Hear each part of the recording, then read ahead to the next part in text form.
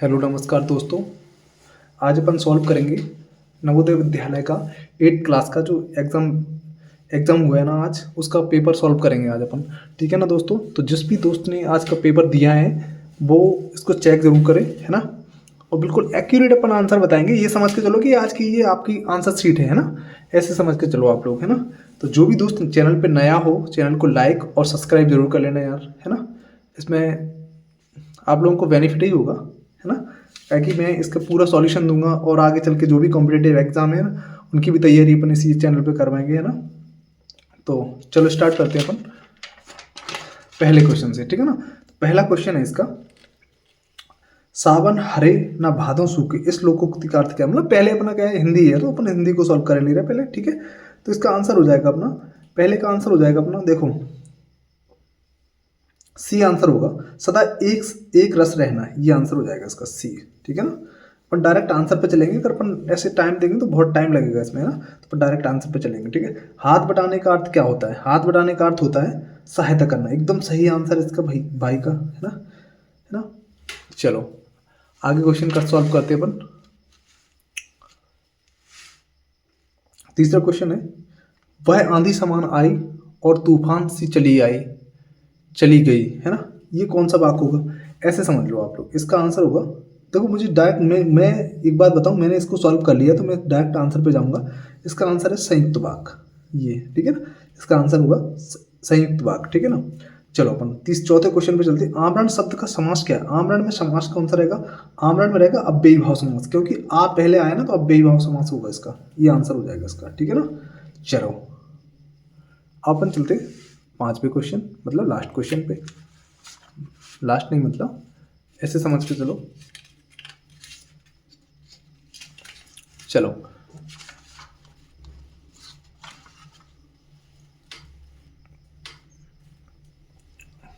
जो व्यक्ति किसी के उपकार को मानता हो, उसके लिए क्या होगा, कौन सा शब्द प्रयुक्त किया जाएगा, तो उसका उसका होगा ये कृतज्ञ होगा, ये आंसर आएगा इसका, ठीक है ना। चलो अपन आगे चलते हैं इसका छठवें क्वेश्चन पे चलें अपन। छठवां क्वेश्चन हो जाएगा, दिए गए शब्द में कौन सा कमल का पर्यायवाची नहीं है। जलद नहीं है, जलद नहीं होगा इसका आंसर, है ना। देखो जलज है, पंकज है, राजीव है, जलद नहीं है, जलद, है ना। चलो अपन अगला क्वेश्चन करते हैं। स्वाधीन का विलोम क्या होगा। स्वाधीन का पराधीन, एकदम राइट आंसर होगा ये, ठीक है ना। रस शब्द में या जोड़ने पर, रस शब्द में या जोड़ने पर शब्द कौन सा बनेगा, ये बताना है हमें, है ना। तो रस शब्द में या जोड़ने पर शब्द बन जाएगा रसिया। सिंपल सी बात है यार, ये बिल्कुल राइट आंसर है इसकी, ठीक है। अपन अगला क्वेश्चन पे चलते हैं। निम्नलिखित में से शुद्ध वर्तनी बताएं। इसमें से शुद्ध वर्तनी क्या होगी इसकी, है ना। तो इसकी शुद्ध वर्तनी हो जाएगी ऐतिहासिक, ये होगी इसकी, ठीक है ना। चलो अपन आगे चलते हैं। और इसमें सैसब शब्द में, सैसब शब्द किस प्रकार की संज्ञा का बोध होता है। सैसब में, सैसब देखो ये भाव को बता रहा है, सैसब मन होता है भाव को बताते हो, ये भाववाचक संज्ञा हो जाएगी, ऐसे समझ के चलो आप लोग, ठीक है ना। चलते अगले क्वेश्चन पे चले अपन, ठीक है ना। चलो अगले क्वेश्चन पे चलेंगे।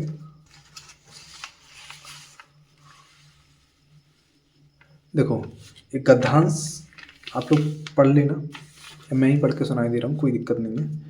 संगत और निजी अनुभवों से कबीर ने ज्ञान को तो प्राप्त कर लिया था, परंतु वे एक सदगुरु का सहारा भी चाहते थे। उस समय स्वामी रामानंद काशी में रहते थे, उनका समाज में बड़ा आदर था। वे बड़े विद्वान और सिद्ध महात्मा माने जाते थे, है ना। कबीर उन्हीं को अपना गुरु बनाना चाहते थे।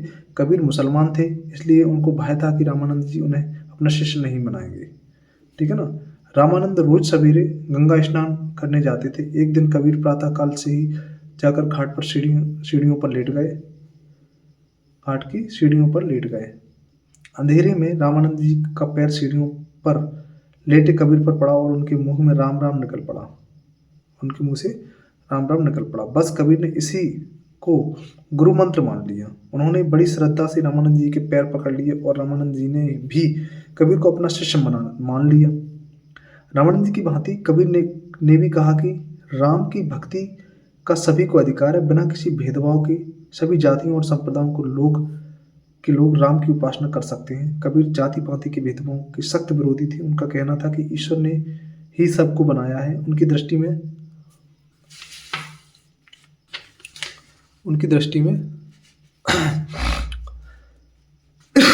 समान है, ना कोई ऊंचा है ना कोई नीचा है। जो लोग भेदभाव की भावना रखते हैं वे ईश्वर के विरुद्ध काम करते हैं। कबीर मानते हैं कि उनकी सब धर्मों और संप्रदायों का लक्ष्य एक ही है। लक्ष्य को प्राप्त करने के लिए अलग मार्ग अलग अलग हैं। ठीक है ना, बिल्कुल सही बोला उन्होंने। चलो अपन डायरेक्ट आंसर पे चलते। ठीक है, तो देखो रामानंद जी का पैर सीढ़ियों पर लेटे कबीर पर पड़ा तो उनके मुंह से क्या निकला? बिल्कुल राम राम निकला। ये आंसर एकदम सही हो जाएगा इसका। ठीक है ना, तो इसका आंसर ये बिल्कुल सही हो जाएगा। चलो अगले क्वेश्चन पे चलते हैं अपन।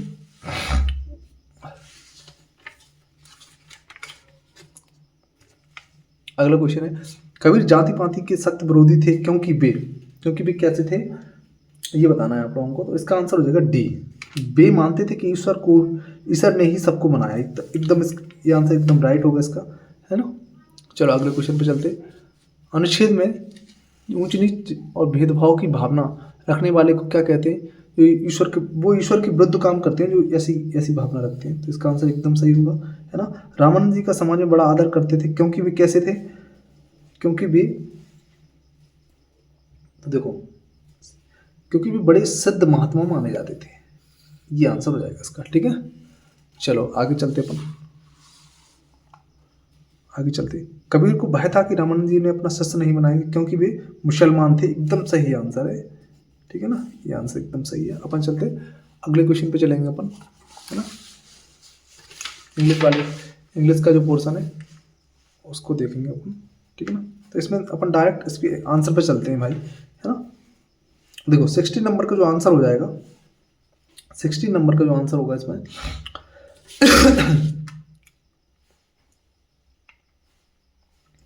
16 का हो जाएगा डी, इनफ, है ना। ये आंसर हो जाएगा इसका। 17 का देखो क्या होगा।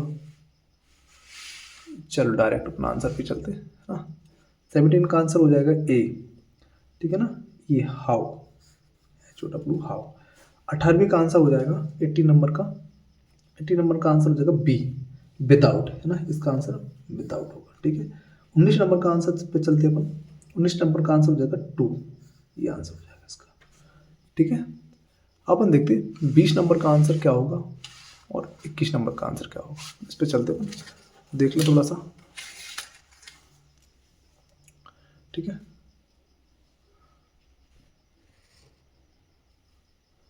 इसको देख लो आप लोग। 20 नंबर का आंसर कितना हो जाएगा वो देख लें अपन। 20 नंबर का आंसर हो जाएगा ए। इसका अपोजिट सिमिलर बताना है तो ए, ऑब्स्टिनेट इसका आंसर हो जाएगा। अब इस पर देखो 21 नंबर का, choose the word opposite in the meaning to the underlines word. मतलब ड्रॉप्ड का जो अपने मीनिंग देखना है वो देखना है, अपोजिट मीनिंग देखना है, मतलब बिलोंग शब्द देखना है इसका। ठीक है ना, तो इसका आंसर हो जाएगा सी, लिफ्टेड। ठीक है ना, इसका आंसर हो जाएगा लिफ्टेड। अगले क्वेश्चन पे चलते हैं अपन, 22 नंबर क्वेश्चन पे।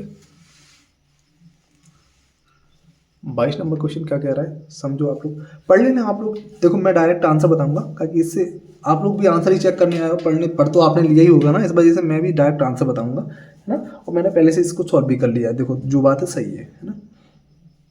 इसका आंसर हो जाएगा ए, ये इसका आंसर हो जाएगा 22 नंबर का आंसर हो जाएगा ए। अपन चलते 23 नंबर क्वेश्चन पे। 23 नंबर और 24 नंबर क्वेश्चन पे। 23 और 24 का आंसर हो जाएगा he has been is his friend, ये आएगा इसका आंसर। ठीक है ना, देखो रश्मि इज 24 का आंसर कितना रहेगा? 24 का आंसर रहेगा बी, टॉलर, है ना। रश्मि कैसी है? टॉलर, मतलब लंबी है। चलो अपन आज क्वेश्चन पे चलते हैं।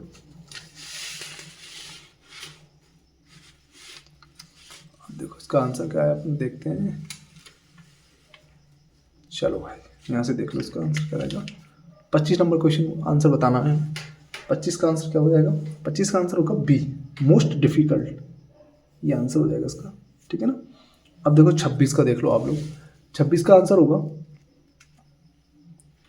सी, ओमनी पोनेट। ठीक है ना, 26 का आ जाएगा। 27 का आंसर देखो, 27 का बड़ा लंबा चौड़ा है यार, बहुत लंबा चौड़ा है ना 27 का। 27 का डी आंसर हो जाएगा। 27 का क्या होगा? डी आंसर, ये वाला आंसर हो जाएगा इसका। ठीक है ना। चलो अपन चलते हैं 28 नंबर क्वेश्चन पे।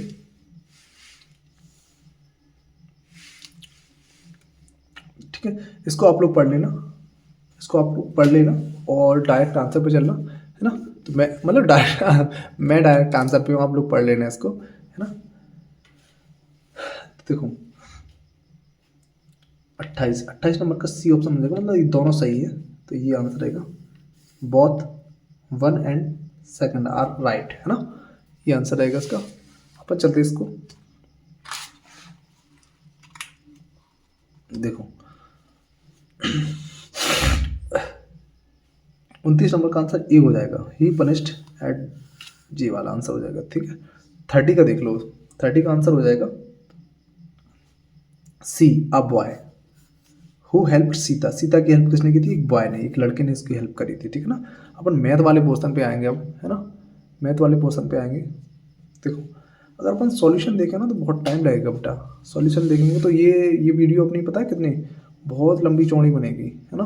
तो अपन डायरेक्ट मैं पहले से सोच लिया था, मैंने कहा जो भी बंदा इस पर चेक करने आए तो बस सिर्फ चेक करे, है ना, समझना तो उसको, अब जो हुआ तो वो तो हो ही गया ना, गलत भी हुआ हो और सही भी हुआ हो तो उससे कोई फर्क नहीं पड़ता। तो अपन तो सीधा आंसर चेक करना है यार, तो अपन आंसर पे जाएंगे, सीधी सी बात है ना।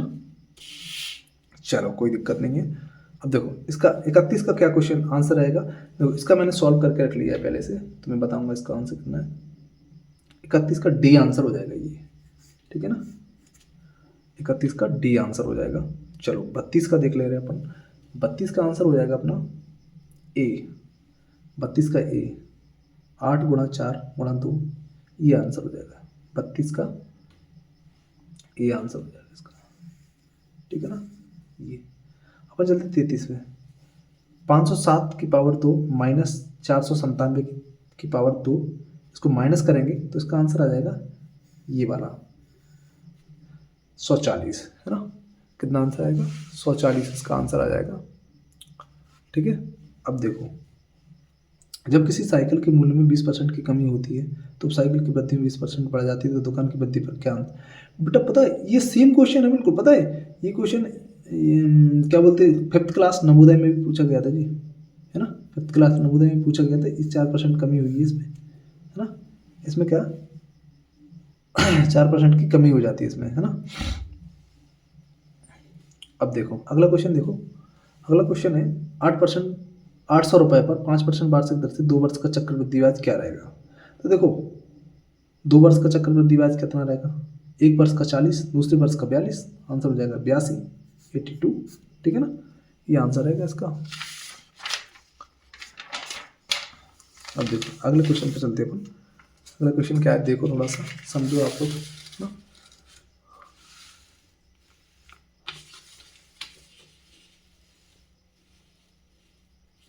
देखो अगला क्वेश्चन है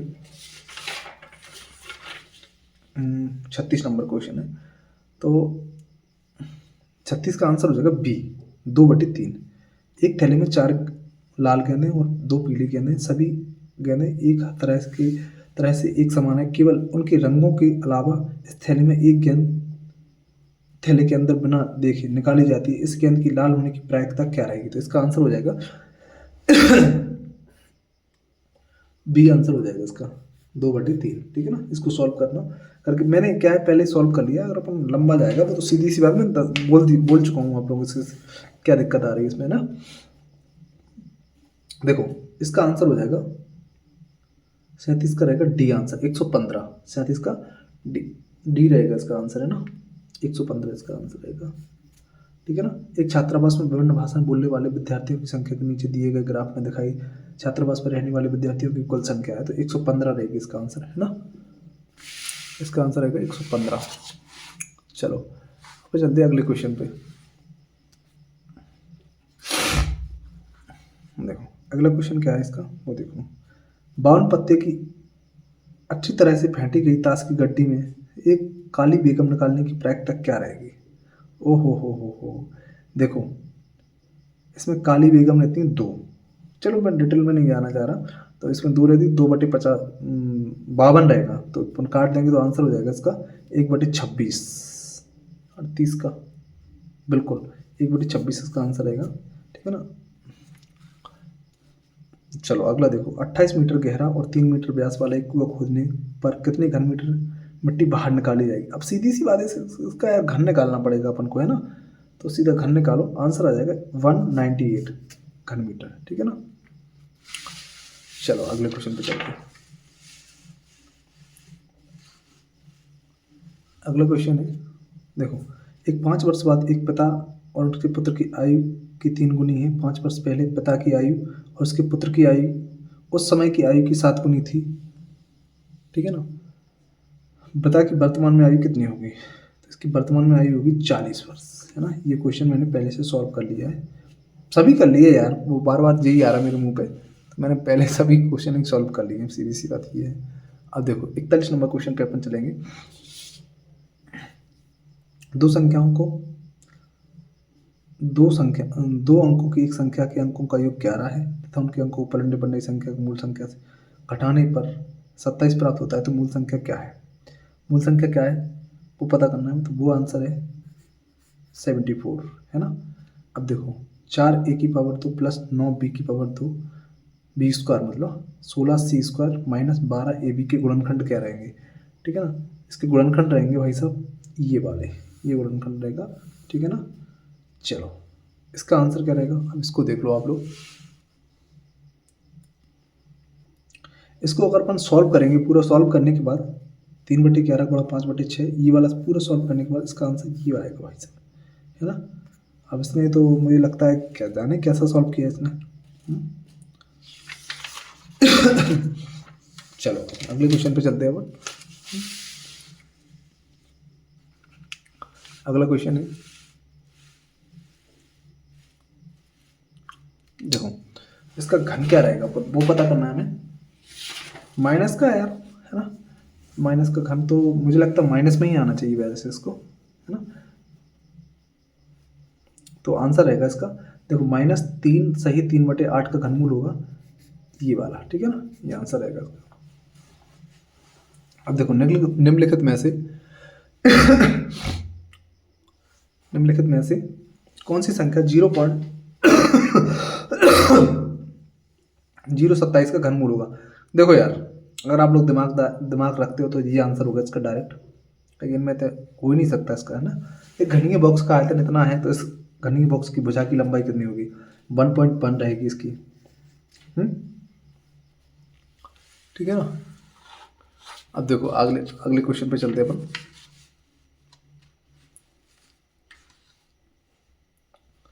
देखो 3x + 4y = 18 है, तो x/6 है, तो इतने का मान ज्ञात करना है। इसका मान कितना होगा, इसका आंसर हो जाएगा 180। इसका आंसर कितना रहेगा 180, ठीक है ना। 47 नंबर का आंसर है 180। 48 नंबर का देख ले रहे अपन, 48 नंबर का आंसर कितना होगा, 48 नंबर का आंसर होगा 14 तथा 15, ठीक है। इसका वर्गमूल जिन दो संख्याओं के बीच है वह है, देखो तो 14 14 196, 15 15 225, तो इन दोनों के बीच में है यार भाई, इन दो संख्याओं के बीच में ये है, ठीक है ना। निम्नलिखित में से कौन सी संख्या 1 पर समाप्त होती है। 3 3 का 9, 9 पे समाप्त होगी, 9 9 81, 1 पे समाप्त हो रही है, 2 2 4, 4 पे समाप्त होगी, 7 7 49, 9 पे समाप्त होगी, आंसर हो जाएगा ये वाला, ठीक है। चलो अगले क्वेश्चन पे चलते हैं अपन। इसका आंसर क्या रहेगा, इसका आंसर हो जाएगा ये वाला 69/16, ये आंसर रहेगा इसका, ठीक है ना। चलो हम चलते हैं अगले क्वेश्चन पे। अगला क्वेश्चन क्या कह रहा है समझो थोड़ा सा।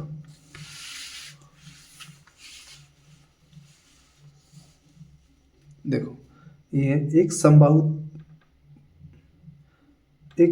बहुभुज की 18 भुजाएं हैं, इस बहुभुज के एक बाह्य कोण की माप क्या होगी। एक बाह्य कोण की माप क्या होगी वो देखो आप लोग। तो इसकी आंसर हो जाएगा सीधी सी बात 20 है यार, क्या रहेगी इसके। एक वर्ग का क्षेत्रफल 4x, चलो ठीक है, 4x + 4x² + 4x + 1 है, इस वर्ग का परिमाप क्या होगा। ठीक है ना। तो इसका आंसर हमें पता करना है, इसका आंसर हो जाएगा अपना सी, ये वाला आंसर रहेगा इसका, ठीक है। चलो अगला देखो, उस घन का घनफल जिसका पृष्ठीय क्षेत्रफल 600 मीटर है, 600 वर्ग मीटर है, क्या होगा। तो यार उसका क्या हो सकता है, ऐसे समझ लो आप लोग, इसका आंसर हो जाएगा डी, 1000, है ना, घन मीटर हो जाएगा इसका। एक समबाहु त्रिभुज का क्षेत्रफल 24 √3 वर्ग सेंटीमीटर, इसका परिमाप क्या होगा। इसका आंसर हो जाएगा 12 √6, बी ऑप्शन रहेगा इसका। इसका कितना रहेगा, बी ऑप्शन रहेगा, बिल्कुल सही है ना। चलो अगले पे चलते हैं, 55 का आंसर हो जाएगा। एक समचतुर्भुज एबीसीडी में जिसमें कोण एबीसीडी 80 है, सी ए डी की माप क्या होगी, है ना। तो इसका पता करेंगे अपन, कितना हो जाएगा इसका, बी आंसर है इसका 50 डिग्री, इसकी आंसर आएगा 50 डिग्री, ठीक है ना। चलो अगले क्वेश्चन पे चलते हैं अपन। अगला क्वेश्चन है, एक बहुभुज जिसके प्रत्येक बाह्य कोण की माप 30 डिग्री हो, उसकी भुजाएं कितनी होगी। उसकी भुजाएं कितनी होगी, इसके आंसर हो जाएगा 12, इसका आंसर कितना रहेगा 12, ठीक है ना। चलो अगले क्वेश्चन पे चलते हैं।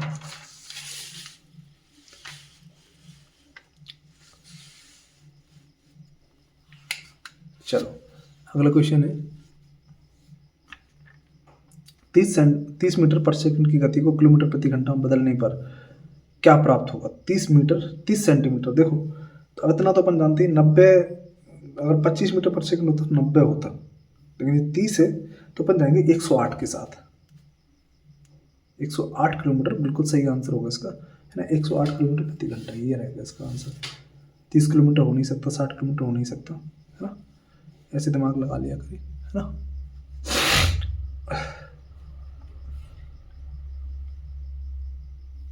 चलो अगले पे चलते हैं, 58 नंबर क्वेश्चन पे, इसका आंसर हो जाएगा डी ऑप्शन इसका आंसर होगा। इसको पढ़ के देख ले रहे, हरी इतने इतने वर्ग इकाई के क्षेत्रफल का एक आयताकार खेत खरीदना चाहता है, यदि इस खेत की एक भुजा इतनी की लंबी है तो खेत के चारों ओर बाढ़ लगने वाली बाढ़ की लंबाई कितनी होगी, ये बताना था इसको, है ना।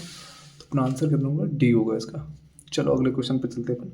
एक व्यक्ति अपनी संपत्ति के 90% का बीमा करवाता है तथा एक सही 2/3% की दर से 360 बीमा किस्त देता है, तो उसकी कुल संपत्ति कितनी होगी, है ना।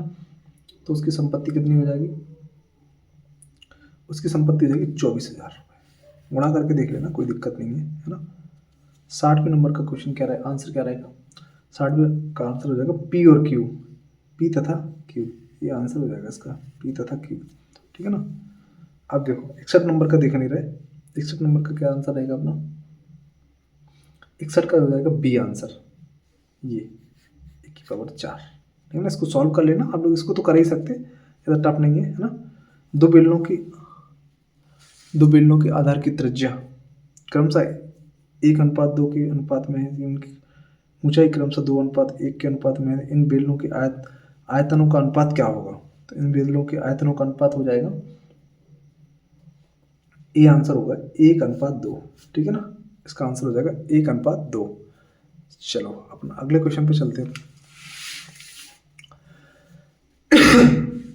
अगला क्वेश्चन है अपना 63 नंबर क्वेश्चन है। चलो 63 नंबर क्वेश्चन पे चलते हैं।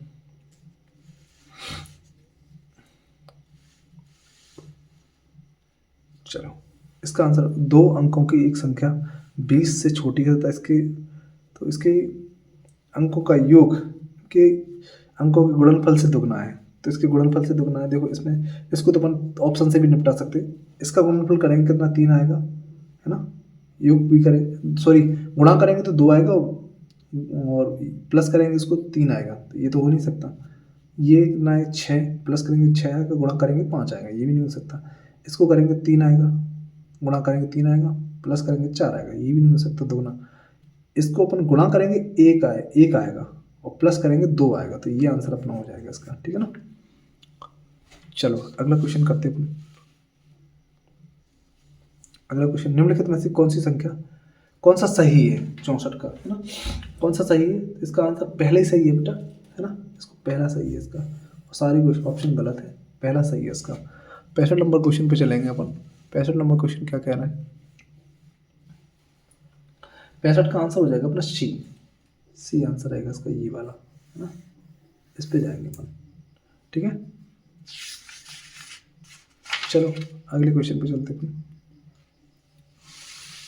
क्वेश्चन बहुत हैं, है ना। मुझे लगता थोड़ा पेपर थोड़ा ठीक ठाक है, मतलब अपन ये ऐसा नहीं कह सकते कि सरल है, थोड़ा ठीक है पेपर, है ना।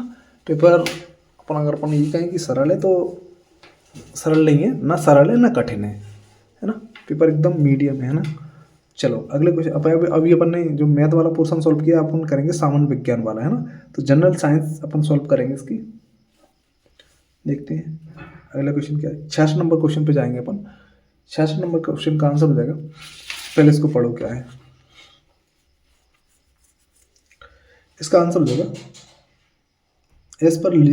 एस पर जिलस तथा पेनिसिलियम को जिस वर्ग में रखा गया है वह क्या है। वह है कवक। वह क्या है, कवक है वो, है ना। वो हो जाएगा कवक, फंजाई में रखा जाएगा उसको, है ना।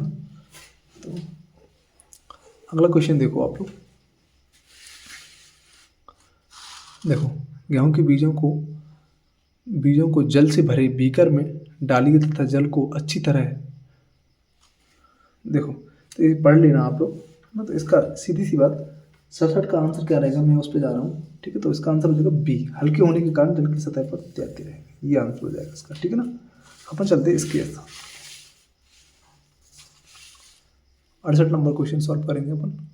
68 नंबर का आंसर हो जाएगा, देखो दिए गए चित्र में इसको सॉल्व करोगे अगर आप लोग तो ये आंसर आ जाएगा इसका 60 डिग्री। सीधा मैं आंसर पे जाऊंगा यार। दिए गए चित्र के अनुसार दर्पण MM1 तथा MM2 में व्यवस्थित कीजिए।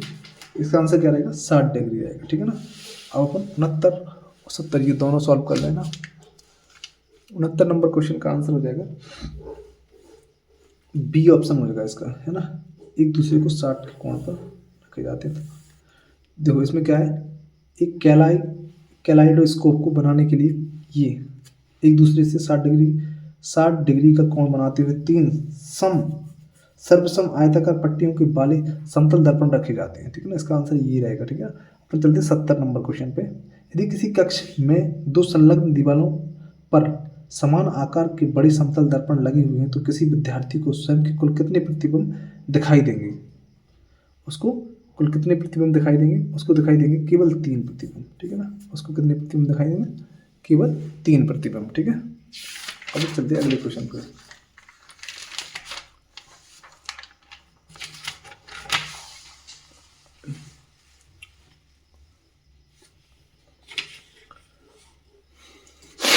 देखो निम्नलिखित में से कौन सा कथन सत्य है।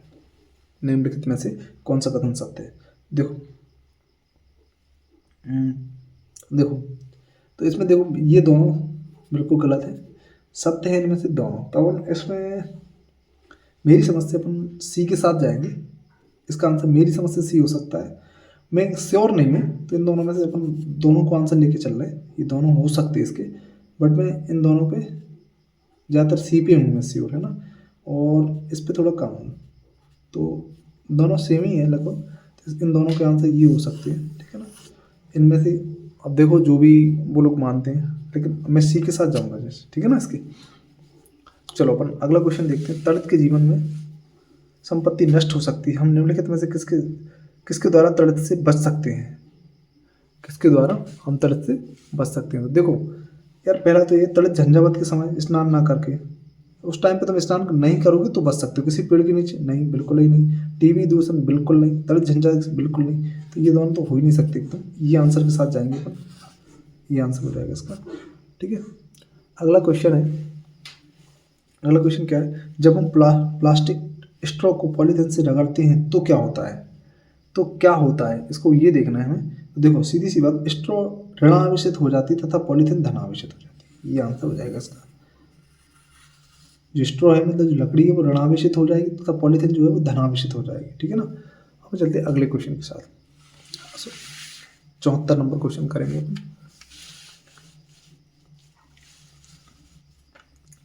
74 नंबर क्वेश्चन क्या कह रहा है, विशेष क्षेत्रीय स्पीसीज को संकटपन्न होने से बचाने के लिए के संबंध में निम्नलिखित में से कौन सा कथन गलत है।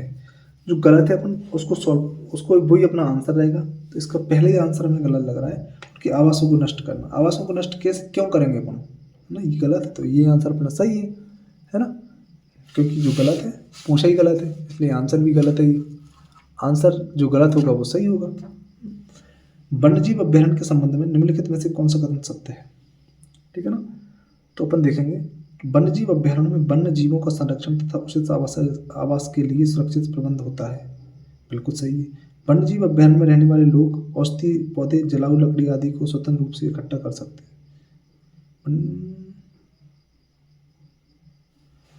वन्यजीव अभ्यारण्य में रहने वाले लोग, हाँ वो कर सकते हैं, वही तो मैं कह रहा है, थोड़ा डाउट था इस पे, है ना।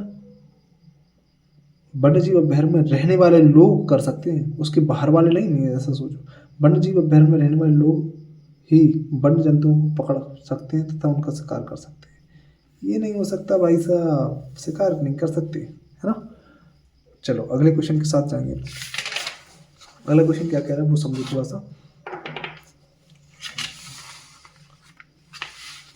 मेंढक, है ना।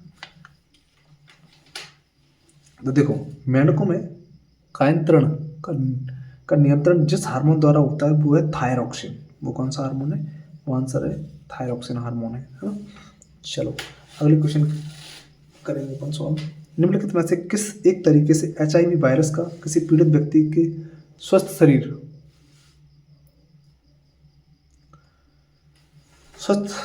स्वस्थ व्यक्ति में संक्रमण नहीं हो सकता।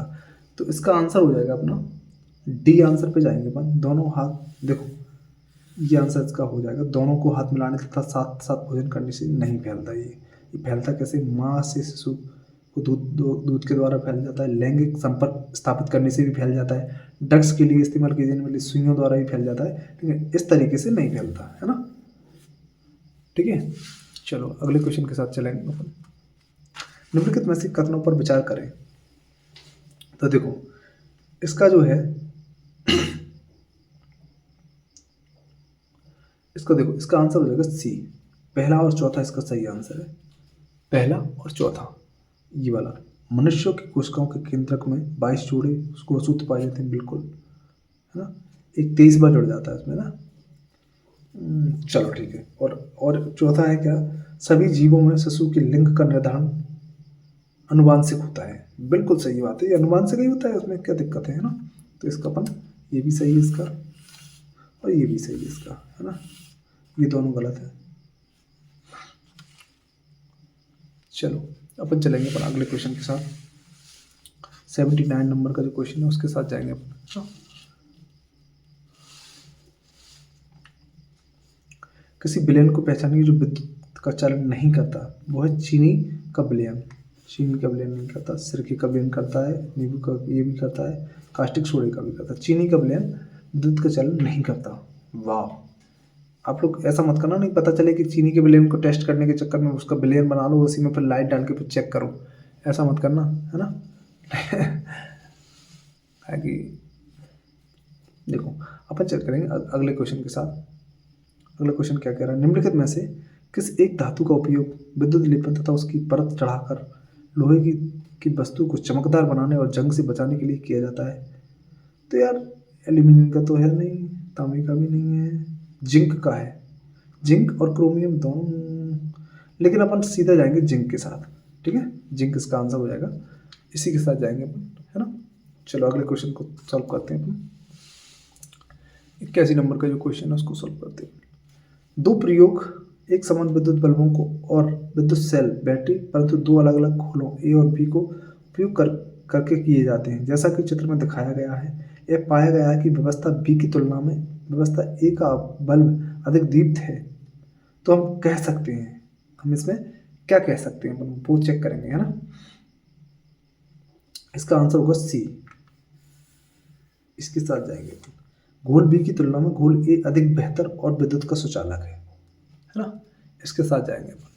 अगला क्वेश्चन करो।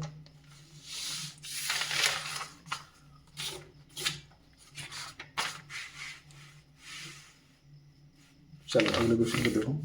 निम्नलिखित में से किसी कौन सा एक बल जो संपर्क बल की तरह समझा जा सकता है, संपर्क बल की तरह समझा जा सकता है, वो क्या होगा इसमें।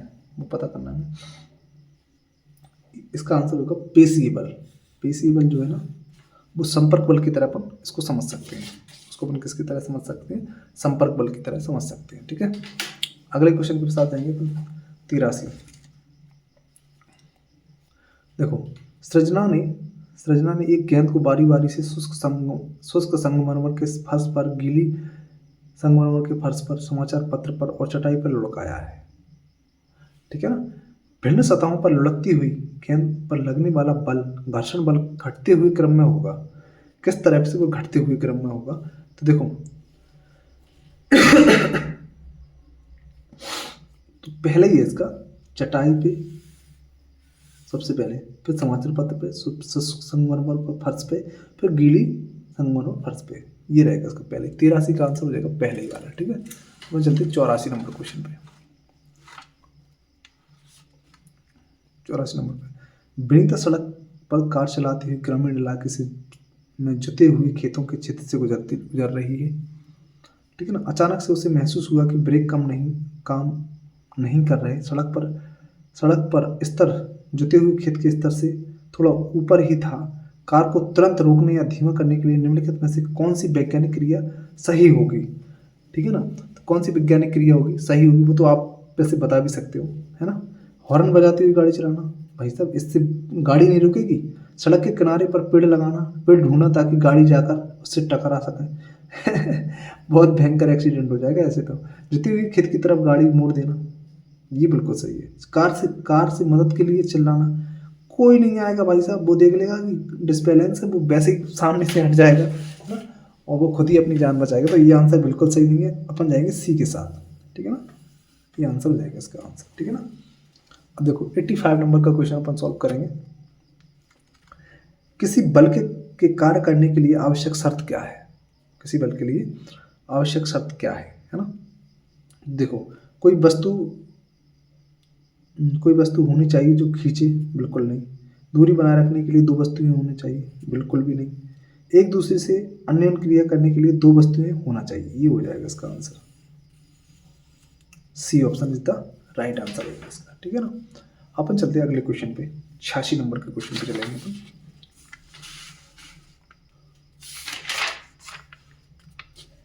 सॉरी यार, 86 कितना था ये? 85। अच्छा, यहाँ पे जाएंगे अपन।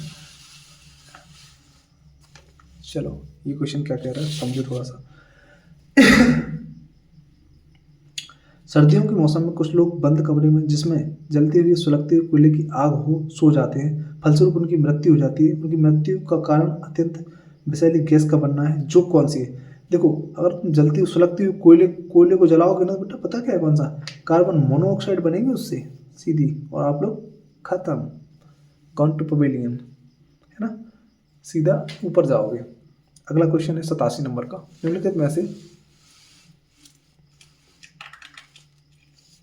निम्नलिखित इनमें में से किसका ऊष्मीयमान अधिक है? लकड़ी का तो है नहीं, कोयले का है नहीं, इसमें पेट्रोल का नहीं हो सकता। अपन हाइड्रोजन के साथ जाएंगे, ये सबसे ज़्यादा ये ऊष्मीयमान सबसे अधिक देगा। मैंने देख लेना आप लोग, हाँ, सबसे अधिक देगा। अब अपन चलते हैं अगले क्वेश्चन। कितना? 88 नंबर का क्वेश्चन है। निम्नलिखित में से पेट्रोलियम की परिष्करण से प्राप्त होने वाले उत्पादों के समूह को चुनिए। पेट्रोलियम के परिष्करण से के उत्पादों को चुनना है हमें। ठीक है ना।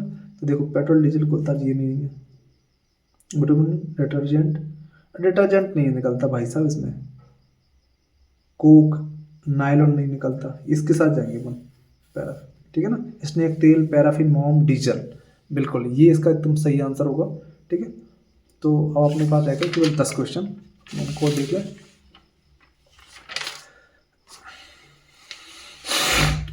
10-12 क्वेश्चन जो भी है अपन देख लें इनको। चलो देखो, मानव के जनन प्रक्रम के दौरान होने वाले चरणों की घटना को सही अनुक्रम क्या है? ठीक है ना। तो देखो, इसका पहले ही सही होगा मेरी समझ से। अंडोत्सर्जन होगा, निषेचन होगा, युग्मज बनेगा, जाइगोट जिसको अपन कहेंगे, फिर भ्रूण बनेगा, फिर गर्भ आ जाएगा। ठीक है ना। ये आंसर, इसका पहला आंसर एकदम सही होगा, है ना।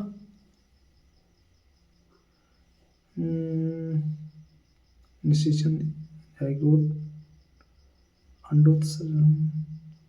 यार ये हो सकता है इसका आंसर, थोड़ा देखना पड़ेगा मुझे इसका।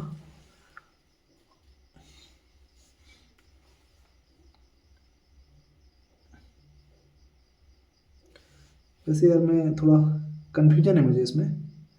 पहले निषेचन होगा यार, है ना, फिर जाइगोट बनेगा, फिर अंडोत्सर्जन, फिर भ्रूण, फिर गर्भ, ये होगा मेरी समझ से। तो इसके साथ जाएंगे अपन, है ना।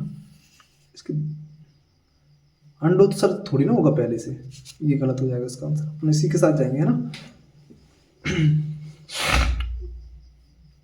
चलो अगले क्वेश्चन पे चलते हैं। किसी परितंत्र का निर्माण कैसे होता है? किसी परितंत्र का निर्माण कैसे होता है? 90 नंबर का क्वेश्चन है अपना। तो इसका देखो, केवल उसी क्षेत्र में पाए जाने वाले पेड़ पौधे एवं सूक्ष्म नहीं, उसी क्षेत्र के नहीं, हर तरह से होना चाहिए। किसी क्षेत्र में पाए जाने वाले केवल पौधे तथा उनके उस क्षेत्र के निर्जीव घटकों के साथ नहीं, सजीव भी होना चाहिए।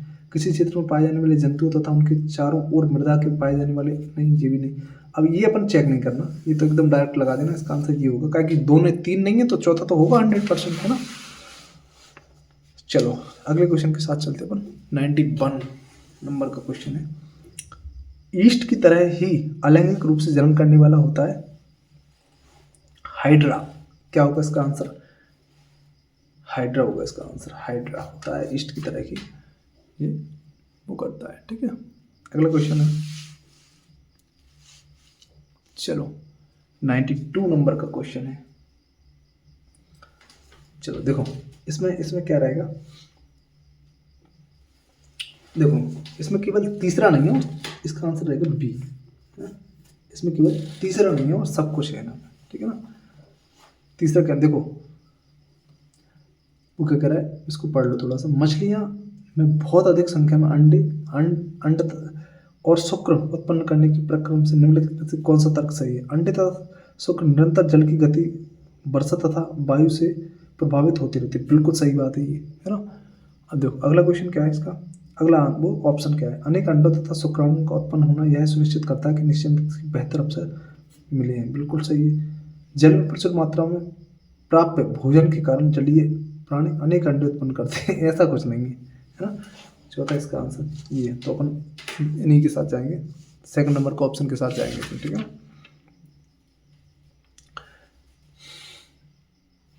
चलो अगला क्वेश्चन है 13 नंबर क्वेश्चन देखो। ध्वनि संचारित नहीं हो सकती, ध्वनि संचारित नहीं हो सकती, निर्वात से ध्वनि नहीं निकल सकती भाई साहब, निर्वात से होकर नहीं निकल सकती। गैसों से होकर निकल सकती है, द्रव्य से होकर निकल सकती है, ठोसों से होकर निकल सकती है, लेकिन निर्वात से होकर ध्वनि नहीं निकल सकती, ठीक है ना। 14 नंबर का क्वेश्चन सॉल्व करेंगे अपन। जल तरंग में उत्पन्न ध्वनियां निम्नलिखित में से एक के कंपन के कारण होती हैं। किसके कारण होती है ये पता करो आप। तो ये इसका आंसर हो जाएगा डी आंसर होगा। कटोरी या गिलास में भरे हुए जल के ऊपर की वायु के स्तंभ के कारण, है ना, ये हो जाएगा इसका आंसर। 95 नंबर क्वेश्चन के साथ जाएंगे अपन। इसका आंसर हो जाएगा 2F। किसी पृष्ठ पर रखे ब्लॉक ए पर कोई बल F लगने पर यह उचित बल की दिशा में गति के लिए तनिक प्रवृत्त होता है तथा जब ब्लॉक ए के शीर्ष पर एक दूसरा सर्वसम ब्लॉक बी रख दिया जाता है तो वैसे ही गति की प्रवृत्ति प्राप्त करने के लिए आवश्यक बल क्या होगा? दोगुना होगा, ठीक है ना। अगले क्वेश्चन के साथ जाएंगे हम।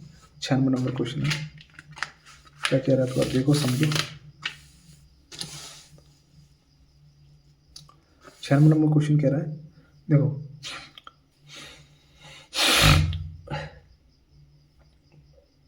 मैंने इसको पहले से बना लिया, ये आंसर रहेगा इसका सी ऑप्शन। पी क्या रहेगा? तीसरा, पी का तीसरा नमक, आंवला नमक, ठीक है ना। क्यू का रहेगा चौथा, क्यू का चौथा तेल तथा सिरका। आर का रहेगा पहला सोडियम। एस का रहेगा, अब एस जो बचा है वही होगा दूध, क्या पार्श्विक कर सकते हैं इसको अपन, है ना। ये आंसर रहेगा इसका। चलो 97 नंबर क्वेश्चन के साथ चलते हैं। पदार्थ का जो ज्वाला के साथ नहीं जल सकता है वह क्या है? ज्वाला के साथ नहीं जल सकता वो क्या है, उसको देखो।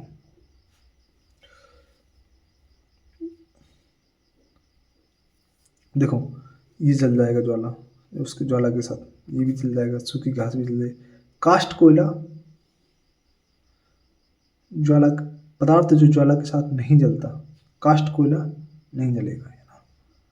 इसका आंसर कितना हो जाएगा, 97 का।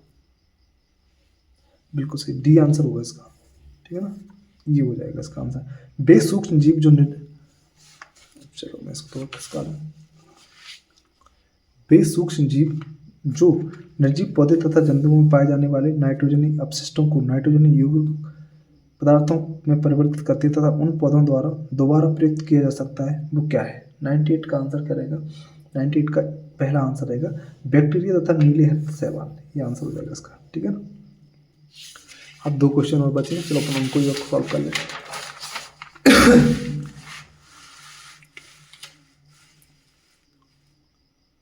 चलो देखो दोस्तों, 2 क्वेश्चन बचे हैं, अपन उससे पहले मैं थोड़ी आपसे बात करना चाहता हूँ। जो भी दोस्त सैनिक विद्यालय की अगर तैयारी करना चाहता है तो अपन इसको बिल्कुल स्टार्ट से, मतलब उसके जो पेपर हैं, प्रीवियस ईयर पेपर है, उसकी अपन तैयारी करवा रहे हैं पहले से, क्या कि आप लोगों की वैसे तैयारी तो चल ही रही होगी, है ना। तो जो भी दोस्त उसकी तैयारी करना चाहता है तो चैनल को लाइक और सब्सक्राइब जरूर करना यार, है ना। और हो सके तो उस पर अपनी मतलब तैयारी कंटिन्यू रखना। मैं उस पर तैयारी वैसे करवा ही रहा हूँ, है ना। लेकिन यार सब्सक्राइब जरूर करना यार दोस्तों, है ना। वैसे ही मेरे सब्सक्राइब थोड़े कम है, मैं चाहता हूँ कि आप लोगों का प्यार मिले तो मैं और भी अच्छे से वीडियो बनाऊँ और अच्छी हर तरह की वीडियो बनाऊँ मैं, ना। चलो अपन 2 क्वेश्चन इनको और देख ले। सिंचाई की वह विधि जिसमें जल एक घूमते हुए नोजल से बाहर निकलकर फसल पर इस प्रकार गिरता प्रतीत हो जाए जैसे वर्षा हो रही है, तो वो क्या कहलाती है वो। अरे यार, तो वो तो होता है छिड़काव तंत्र, ठीक है ना। ना ढेकली तंत्र, ना ड्रिप तंत्र, ना घिरनी तंत्र, है ना। इसका आंसर हो जाएगा डी, ठीक है ना। चलो अगले क्वेश्चन पे चलते अपन, और लास्ट है आज का, आज के लास्ट पे चलते अपन। चलो क्या है, कृषि खेतों मतलब भूमि से खरपतवार को हटाना आवश्यक होता है क्योंकि वे कैसे होते हैं, देखो पौधों को उगने में सहायक होते हैं, सहायक नहीं होते तभी अपन इसको हटाते हैं। खेतों में जंतु कीटों को आकर्षित करते हैं, खेतों में जंतु कीटों को आकर्षित करते हैं, नहीं ऐसा कुछ नहीं है ना। जल पोषक जगह स्थान तथा उचित प्रकाश की अनिवार्य आवश्यकताओं के लिए पौधे के साथ साथ स्पर्धा करते हैं। हाँ ये बिल्कुल सही है इसका आंसर। वो क्या करते हैं, जो अपना इम्पोर्टेंट पौधे हैं ना उनके साथ में प्रतिस्पर्धा करते हैं, मतलब वो जो उनको खनिज लवण मिलना चाहिए वो खुद ही सोख लेते हैं, खरपतवार वो ले लेते हैं ज़्यादा, है ना। तो ये आगे निकल जाते हैं, तो वो उन्हें थोड़ा नहीं मिल पाता जो खनिज लवण उनको मिलना चाहिए, पोषक तत्व जो मिलना चाहिए वो नहीं मिल पाता। तो इस चक्कर में अपन इसके साथ जाएंगे, ठीक है दोस्तों। तो अगर सेशन अच्छा लगा हो तो यार लाइक ज़रूर करना और सब्सक्राइब करना यार दोस्तों, है ना। बहुत मेहनत लगती है, अगर आप लोग कभी देखना बना के तो आप लोग भी समझना यार, 1 घंटे की वीडियो, लाइक करना यार, सब्सक्राइब करना, ठीक है। ओके, नमस्कार दोस्तों।